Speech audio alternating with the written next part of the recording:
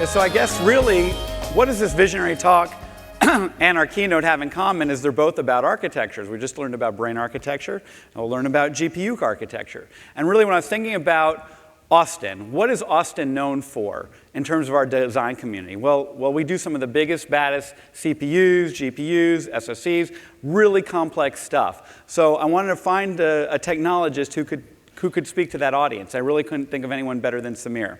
He got his BTech degree from IIT in 1993, got a EE from Stanford in 1995.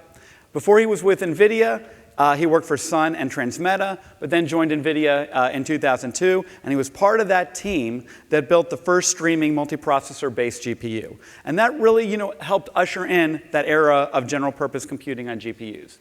In 2007, Samir became Vice President for ASIC Design. Please join me in welcoming Samir Halepete.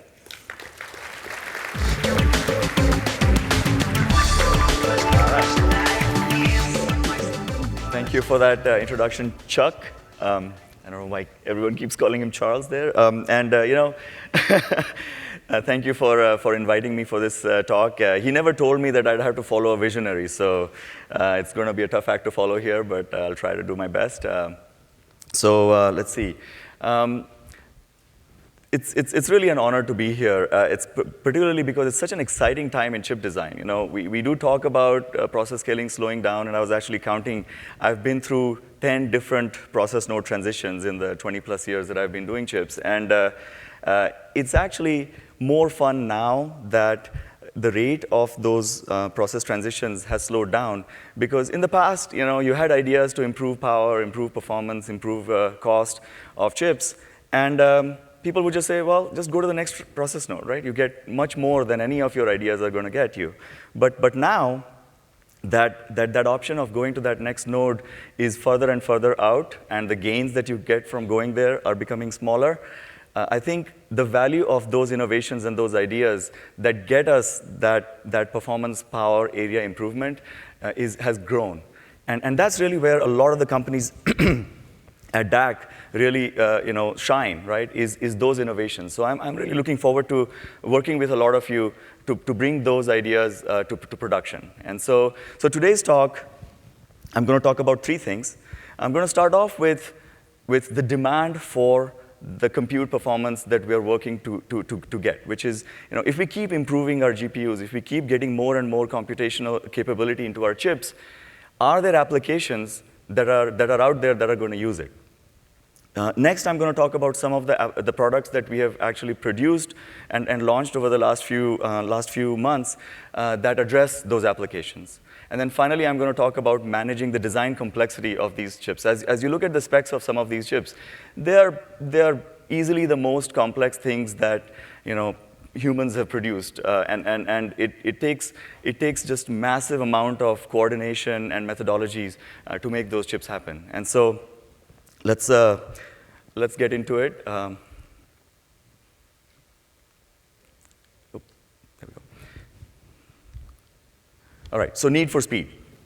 Where is the need for speed coming from? As I'm sure all of you know, NVIDIA has been refining graphics processors for over 20 years that we've existed. GPUs started off being used to accelerate games, and so that's what we call simulating worlds. We've been trying to refine the realism in gaming for the last 20+ years. Related to creating realistic visual images in gaming is creating realistic visual images for enterprise computing. Companies from Pixar to Boeing to Airbus use graphics processors to visualize products that they're building. The Da Vincis of today, when they design things, they want to be able to visualize the objects and designs that they're making before they actually put them into physical form. Both to improve the time to getting to those final products, but also to remove mistakes. In Santa Clara, we are building a new headquarters, and today I can actually walk through that building, even though only the outer framework is available today. And that really helps us fine-tune the design for that building so that when it actually gets built and we walk through it, it is familiar. There's no surprise associated with it. It also turns out that the compute capability that we put into GPUs for gaming and for simulating our worlds also helps understand our world. This is something that started gaining traction more and more over the last decade, and related to what Lou talked about, it's really something that is a compelling new application that helps us accelerate science itself. So let's dive into each of these applications. So simulating reality. One of the most compelling examples I saw of how far we have come in the existence of NVIDIA in simulating reality is this rendering of Kobe Bryant. I got a lot of flack for not picking a Warriors player here, but this is the only player that I could find that actually was rendered in NBA Live in 1996, and then the latest version in 2016. But you can see that the rendering from 1996, is very pixelated, low resolution, hardly any texture on the players. The human renderings are all stick figures, basically. And then you look to the right, and it's really not possible to tell that this is not a real photograph of Kobe Bryant. And you see the depth of field, the player is in focus, the people viewing the game are out of focus. The level of the pixel density is just off the charts, right? You can't really see any pixelation whatsoever. The textures on Kobe's skin and face and the ball, et cetera, are very, very realistic. In fact, things have become so good now that if you walk into a room and this game is playing on a big screen TV, it will take you a while to realize that it is not a live broadcast and that it's actually a rendering. Now, this is a still image. If you actually saw this in a moving game, you would also see that the physics of the game are being modeled much more accurately than they were in 1996. GPUs are able to do not just a visual representation of the image, but also track the players, how they're moving on the court, how the ball bounces off the court. All of that is also being done much more realistically than it ever was. But we're far from done. Watching the game being simulated on a flat screen TV is nice, but we want to put you on the courtside seat. We want you to be actually at the game. And the technology that's going to take you there is virtual reality. And so this is something that truly has the potential of revolutionizing visual computing over the next few years. One of the things that visual computing has been trying to do is to make you feel like you're actually there in the scene. And I don't know how many of you have tried virtual reality gear. If you have not, I highly recommend that you do.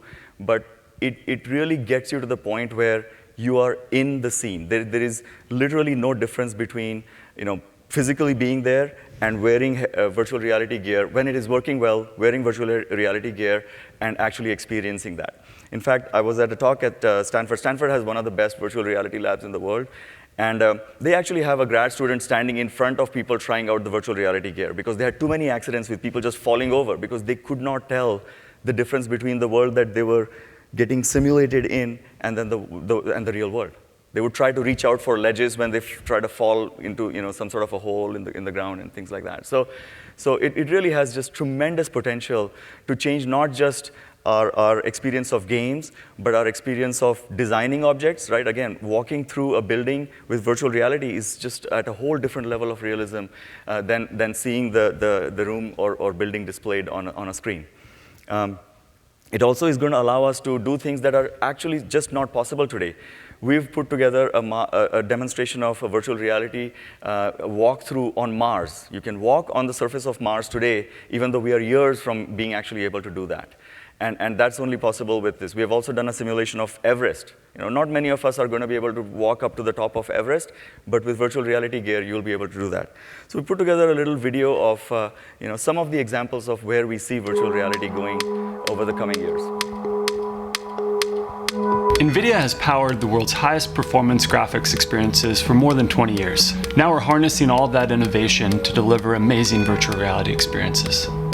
I see virtual reality as the next major computing platform. Like smartphones over the last 10 years, virtual reality is going to change how we get business done, how we interact with friends and family, and how we enjoy games and entertainment. Every industry, from automotive to medical to art to gaming, is going to be changed by virtual reality. From a graphics perspective, there are two major challenges. The first is that virtual reality requires an incredible amount of graphics performance, up to 7 times that of a normal PC game. The second is that it requires very responsive graphics. When I move my head, that display has to update immediately within 20 milliseconds in order to provide a comfortable experience. NVIDIA is building a powerful graphics platform for virtual reality. There are three components. The first are NVIDIA's GPUs, which provide industry-leading performance and are architected specifically for virtual reality use cases. The second is NVIDIA's graphics drivers that provide a great out-of-box experience for gaming and professional applications. And lastly, our VRWorks SDK provides developers with the lowest latency, best performance, and plug-and-play compatibility for their VR headsets and applications. We're excited to be enabling the VR ecosystem to create amazing VR experiences and can't wait to see what comes next.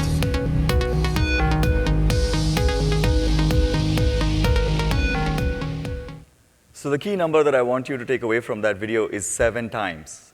It requires 7 times the performance of traditional gaming to do virtual reality rendering. And it's pretty clear why, right? I mean, you're trying to get the brain to not be able to tell that it is not in the real world. And that means that even the slightest blemish in the reproduction of the simulated world, the human brain is going to be able to identify. And so clearly the potential for using performance in the gaming side and simulating world is still a long way to go.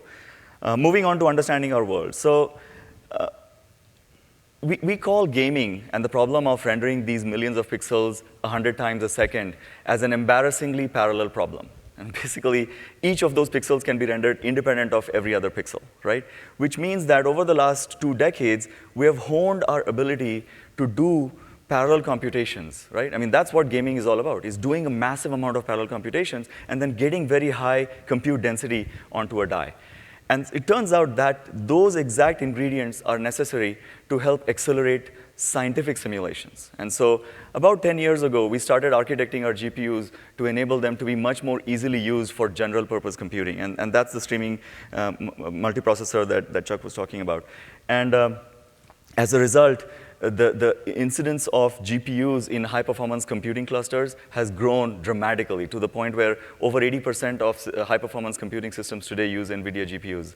The #1 supercomputer in the US, the Titan supercomputer at Oak Ridge National Labs, it uses 18,000 graphics processors to deliver about 30 petaflops of peak floating point horsepower.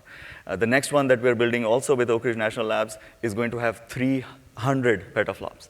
And so these computers are being used to solve all sorts of problems that the scientists have been trying to solve for years and dramatically accelerated them. Simulations that used to take weeks and months now take days or hours. And that completely changes the kind of problems that scientists are trying to simulate.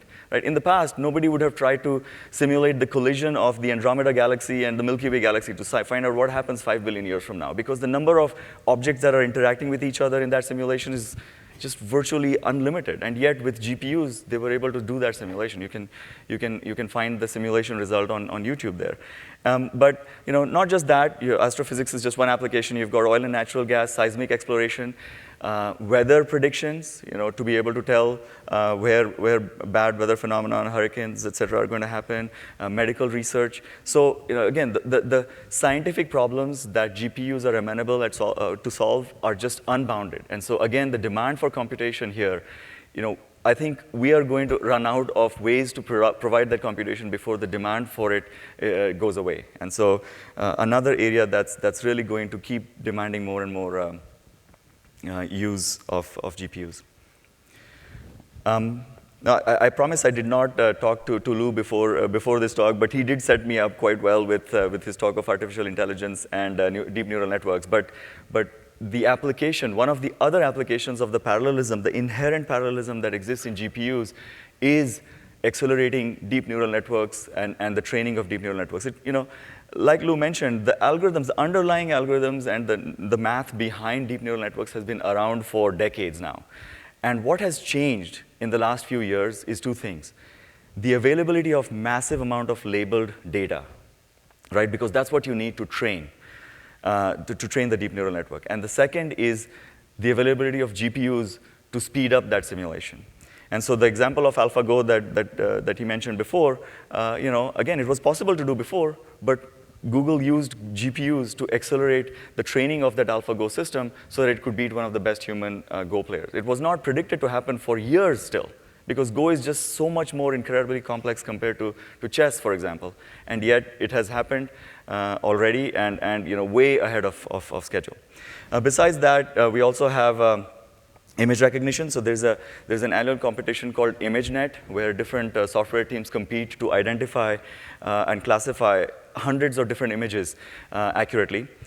So till about 2010, there was traditional computer vision techniques being used. So computer vision experts would try to identify specific structures of the different objects that were in these images, and then try to write algorithms that try to identify those objects. What happened starting around the early part of the 2010s is deep neural networks started to get deployed to solve these problems. And so what people would do is forget about characteristics of objects that they're trying to identify. They would just feed a huge number of labeled images to their very deep neural networks. And then when those same networks, after training, got new objects or pictures given to them, they were able to identify what was in those images. And so while with traditional computer vision, the accuracy of these identification techniques had leveled off at about 70%, with deep neural networks, it's virtually 100% now. Not to say that they are competing with the best human capabilities, but they're very much closer than they were with traditional computer vision techniques. Similarly, they're being used to train robots. This robot at Brett at UC Berkeley is able to train itself to manipulate objects. So you give it a bunch of Lego pieces, and it figures out how those pieces go together without being told how they go together, right? Speech recognition. I'm sure you've seen the proliferation of speech applications. For the longest time, speech was very hard for computers to properly identify, and yet now it's become so accurate that the devices in the living room which you interact with are becoming more and more commonplace.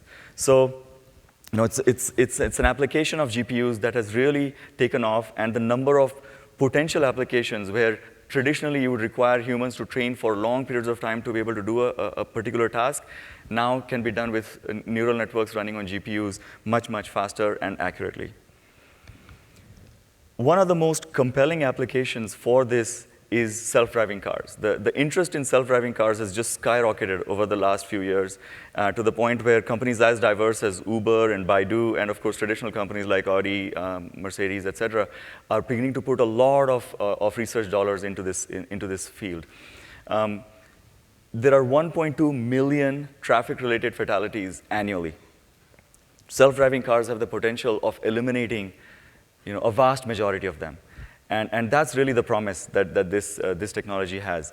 And that's the reason why all of these research dollars are going in here. That's the reason why many of these companies have already put a plan to put self-driving cars on the road before the end of this decade. This is not something that's going to happen in 2030, 2040. This is going to happen in our lifetimes. I drive a Tesla Model S, and majority of the time, the car is driving itself already.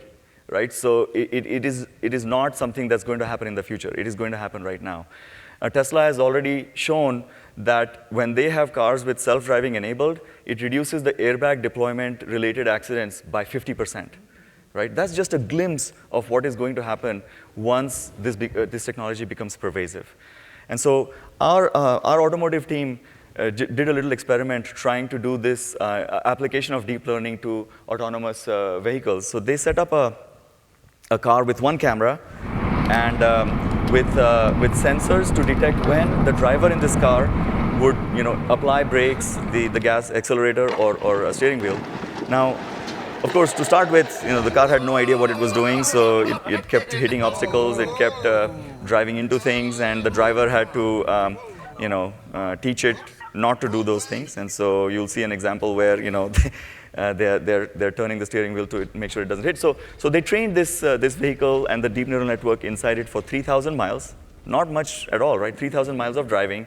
And then they uploaded the trained network onto the car and let it do the controlling with the same camera input. And it was able to avoid all the obstacles that it was hitting before. I wouldn't recommend doing that quite yet. I think we need a few more miles of driving. But it's driving on roads. It's just remarkable what it's able to do after just 3,000 miles of driving. The remarkable thing here is that it was not taught what a road is. It was not taught what other cars look like. It was not told what orange cones look like, right?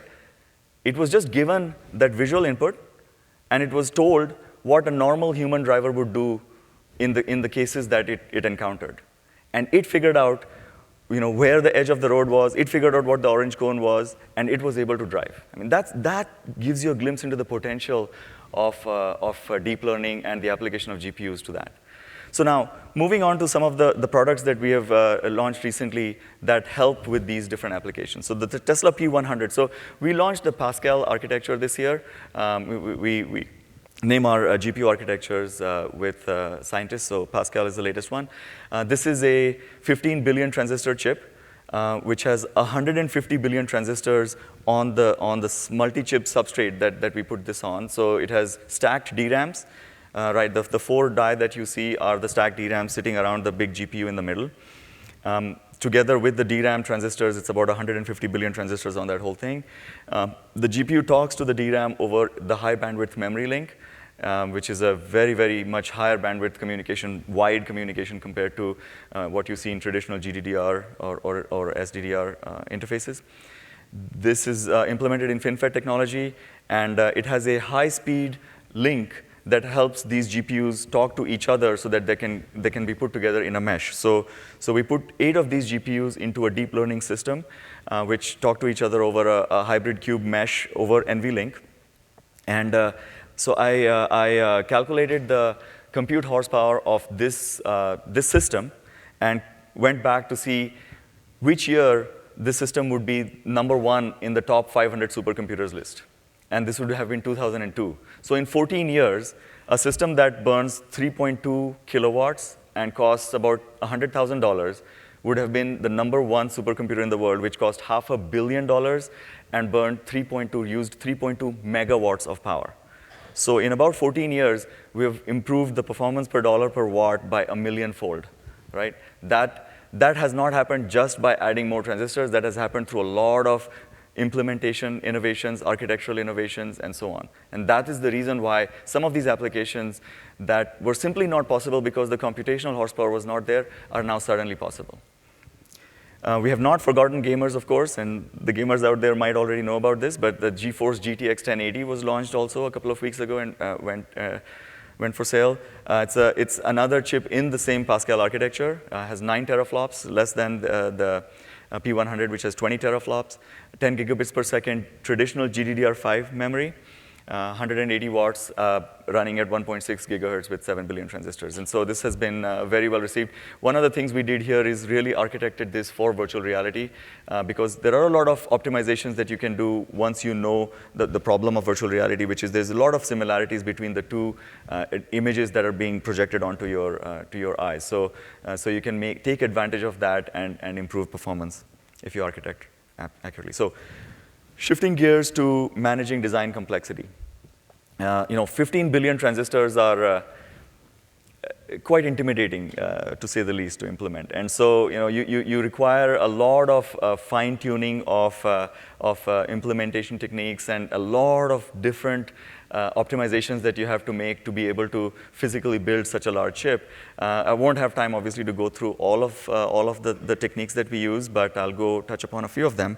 But to visually represent the design complexity increase over the last just handful of years, I just thought that I'd put together the number of transistors that we taped out in all the chips that we taped out in each calendar year going back to 2010. We have come up by a factor of 10 in the last about 5 years. So this is actually one of the success stories, is we've been able to come up with a factor of 10 without increasing the size of our team much, right? And it's a success story of collaborating with our EDA partners to be able to get that increase in productivity so that we could build these larger chips, through a lot of improvement in the runtime of physical implementation and place and route tools, through the ability to do a lot of hierarchical designs so that we don't have to wait for days or weeks for our top level timing analysis, for example, to get done. And as a result of a lot of those ideas, and again, working together with our EDA partners, we've been able to build these chips that are so much more complex than just stuff that we did 5 years ago. An area that has not seen similar levels of productivity improvement is front-end implementation. And so while we have been able to get a lot of optimizations done on the back-end side, one of the things that happens as you implement more and more complex chips is you have to write a lot more Verilog than you had to before. And that's very quickly becoming a major bottleneck. And so some of the things that we have done, but there's a lot more opportunity to do more things here, is in the 3 areas that I mentioned below. Accelerating design time, right? So finding bugs before you run a single simulation is the best place to find them. And so we have improved linting, the ability to lint our code, but I think one of the ways that we can take this technology to the next level is using artificial intelligence. I think if we can process a lot of code that we know is good, and then we feed it code that might have some bugs in it, the engine, a neural network may be able to identify bugs from code that does not have bugs, right? And so this is something that I think, to me, finding a vast majority of the bugs before we run the first simulation is the best way to find them, right? Because it takes the least amount of effort to fix them. High-level synthesis, right? So minimizing the typing for my team is one of the things that I spend a lot of time doing, and high-level synthesis is one of the most promising technologies to massively reduce the amount of both simulation cycles as well as typing that we do. And yet, this technology a little bit reminds me of gallium arsenide, right? I mean, it's always holding our promise for the future. We are beginning to use it in a small way, but the quality of results that we are getting from this is still of the order of 30 to 40% off of the best manually implemented Verilog. And so, I don't see a technical reason why it cannot close that gap, but we really need to get there if we are to build the next level of more complex chips going forward.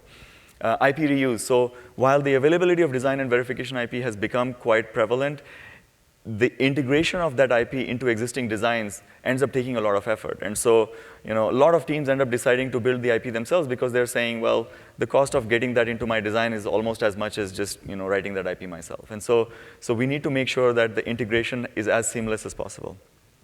Accelerating time to verification. Again, a lot of us have been working on this for a long period of time, but really, physical implementation has actually improved by the promised 10x.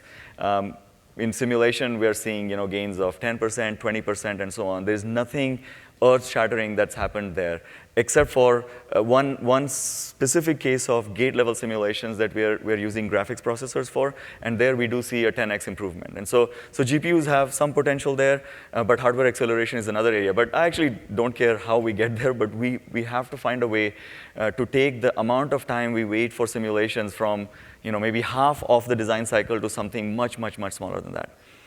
And then finally, and then the other thing with time to verification is formal techniques. So formal techniques have improved, and we are able to find interesting corner case bugs with them, but they have not reached a point where they're ready to be signed off with, right? So yes, you find a few corner case bugs here and there, but you still have to run a whole lot of simulations before you're ready to call a unit an RTL done. And unfortunately, that doesn't help because the tail of bugs and finding the last bug is by far the last thing that gets done before we tape out any of those chips. And we taped out, say, a dozen chips over the last year and a half. Every single one of them physically was ready, and we would have to wait for the last bug to be found before we could ship it to our foundry partners. And so finding a way to pull in that tail of bugs is really something that's going to be key to getting chips done in a more efficient fashion, particularly for the front-end teams. And then finally, accelerating the optimization of power and timing. We do not want to surprise the front-end team with problems that we find in physical implementation later on. And so getting high-fidelity visualization of the timing and power of their designs as early as possible in the design cycle is key here. OK, so now talking about some success stories. So I'm going to give you 3 examples where we have worked very closely with our EDA partners to get fairly intractable problems under control. The first one is test optimization. So you can imagine building a 15 billion transistor chip. One of the first things you have to think about is how are you going to test it? How are you going to make sure that the product that you ship is actually functional, right? Because the number of sequential elements in these chips is just skyrocketed. And so if you don't do innovations on the test front, you'll end up needing just a massive tester and take minutes of test time, which just is not practical. And the test cost will become, start approaching the cost of the die itself. So over the last many years, we've improved from just a traditional parallel ATPG technology to moving to compression-based techniques where you compress your ATPG tests vectors, send them onto die with fewer pins needed now because it's a compressed test pattern, with less memory needed. Then you decompress it on the chip, and then you compress it back once you have the results on the other end. And so that resulted in about a 2 order of magnitude improvement.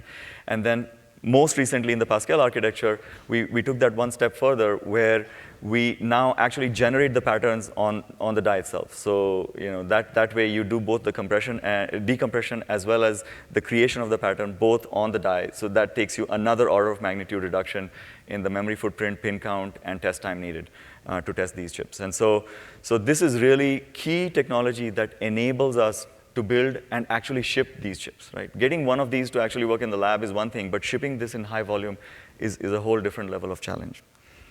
Moving on to physical implementation. And so as, again, these chips grow, the individual elements that we build, the blocks that we build, also grow in size and complexity. And as a result, the number of macros, RAMs, that we put down in these blocks grows. And one of the things that tools were not good at is making sure that they have the optimal placement of these macros, right? Because the placement of these macros will determine whether your block is routable, whether it has the most optimal timing, most optimal power, most optimal area.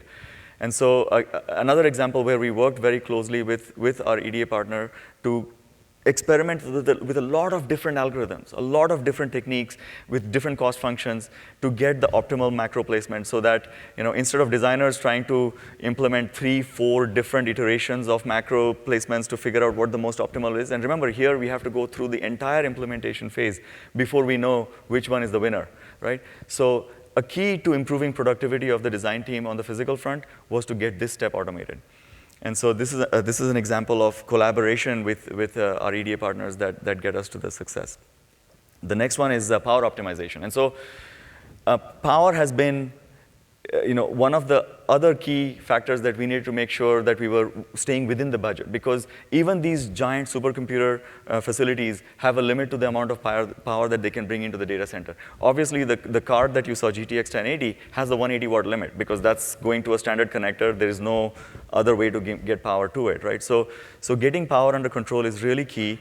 And one of the things that has happened as we went to FinFET technology is the importance of dynamic power has come back up again, right? So when we were in planar, going from 28 to 20, we saw that leakage power kept going up. And so a lot of effort was put over the last many years to optimize leakage power. But with FinFET, the equation has flipped over to where dynamic is important again. And so we spent a lot of effort the last couple of years to try to fine-tune and optimize our dynamic power. And again, required massive amount of collaboration with our EDA partners to get this optimization done. And so in addition to, of course, having properly and accurately characterized libraries, one of the keys to getting dynamic power optimization done right is to make sure that we had the right vectors, the right net activity files that go into these optimizations to make sure that the view of power that you have for your design is actually accurate and matches what we are actually going to end up seeing in silicon, because otherwise you might end up doing more harm than good. And so with that, many different techniques like removing buffers that are not necessary, downsizing buffers, upsizing buffers to improve edge rates, moving cells around to reduce the length of wires that have high activity, lots of different things. And it got us some significant reduction in dynamic power to the point where FinFET technology actually became even more compelling from a power standpoint than it already was.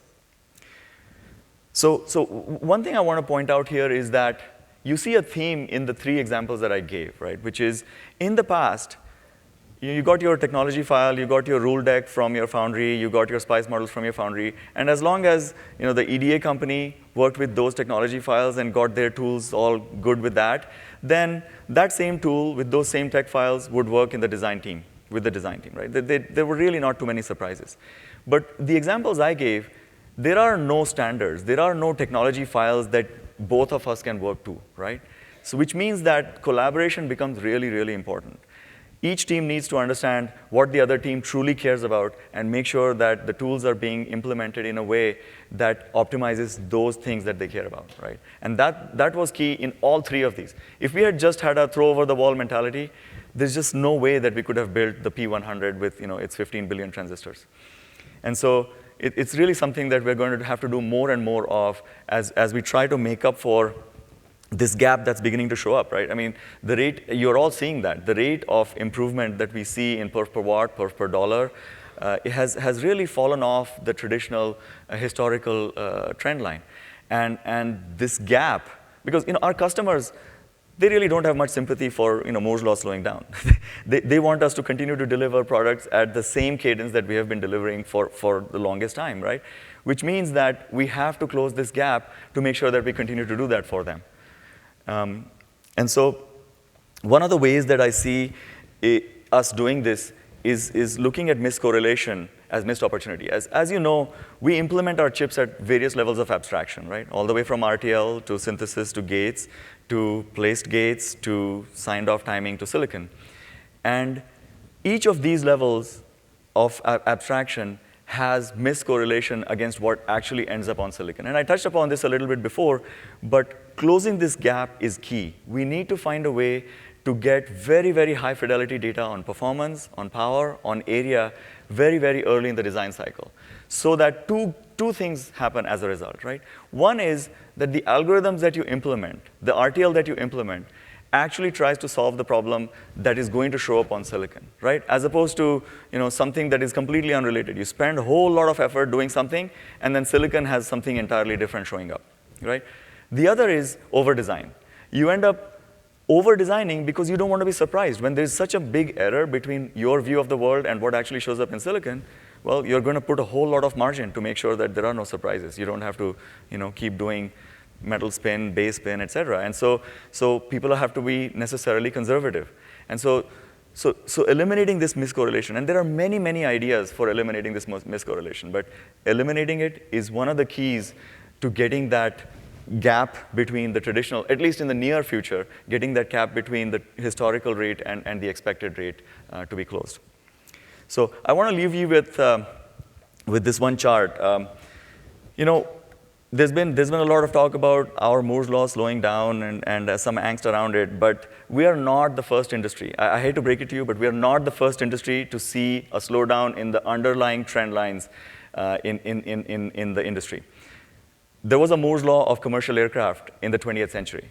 The Boeing aircraft company saw a doubling of passenger miles every 4 years for almost 60 years, right? From 1915, when they launched their first commercial aircraft, through to the launch of the Boeing 747. After 1970, there was a dramatic slowdown. There was really not another plane with more passenger miles until the launch of the Airbus 380 in the late 2000s. And yet, Boeing continued to innovate, continued to add winglets to their wings to get more range, more mileage, continue to experiment with more materials and composites, continue to improve the inside of their cabins to improve the passenger experience. And their value as a corporation increased 100-fold from 1970 to today, right? After their Moore's law significantly slowed down, they increased their value by 100-fold.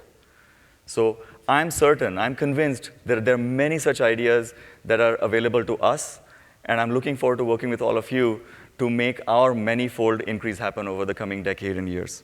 Thank you.